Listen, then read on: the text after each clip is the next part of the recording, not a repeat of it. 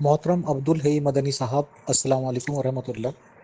Sir, आप एक इल्मी member हैं माशाल्लाह और बहुत बड़े आलिम हैं।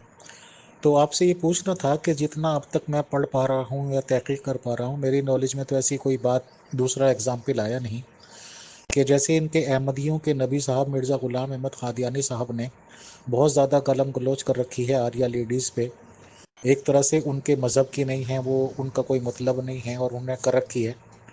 तो क्या 1,24,000 जैसे कहे जाते हैं कि अम्बिया लोग आए हैं, कोई और भी किसी नबी की मिसाल भी है क्या कि जो अदर पार्टीज़ हो, जो उन्हें ना मानते हों या जिनको ना मानना हो उनकी नबूवत को, वो हिंदुओं सनातन या जो जो लोग भी इस टाइम पे रहे होंगे, दूसरे धर्म की ख़ास तौर से औरतों को लेकर गाली गलौच यूज़ की हो या इस तरह के अल्फाज इस्तेमाल किए हों और उनके किरदार पे बकवासात की हों? सर, क्या किसी और नबी कहलाने वाले ने ऐसा किया है?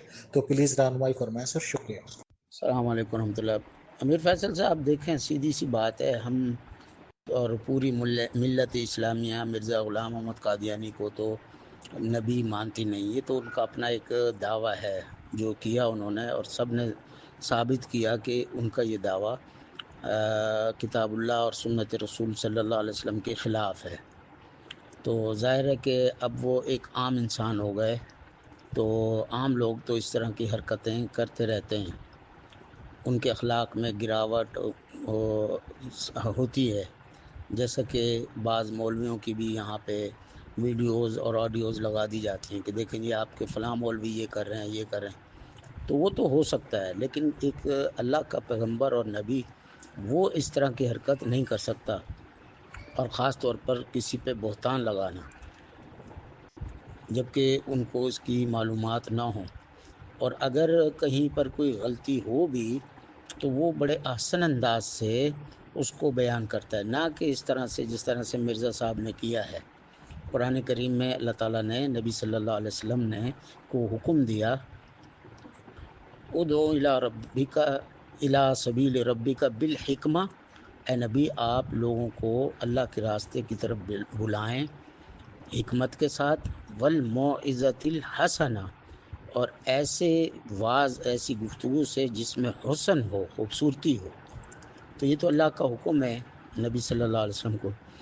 अब मिर्ज़ा साहब ने दावा किया कि मैं मोहम्मद सल्लल्लाहु अलैहि वसल्लम की बेसत सानिया हूँ, तो उनके वाज में तो वाज हसना है ही नहीं। इस तरह जो कि एक नज़म मिर्ज़ा साहब की तैयार करदा मार्केट में घूम रही है, वो तो बिल्कुल वाज़े है कि उसमें तो इंतहाई मुश्तइल शख्स है कोई जो वो बातचीत कर रहा है। तो ये कतअन किसी पैगंबर का अंदाज़ हो ही नहीं सकता।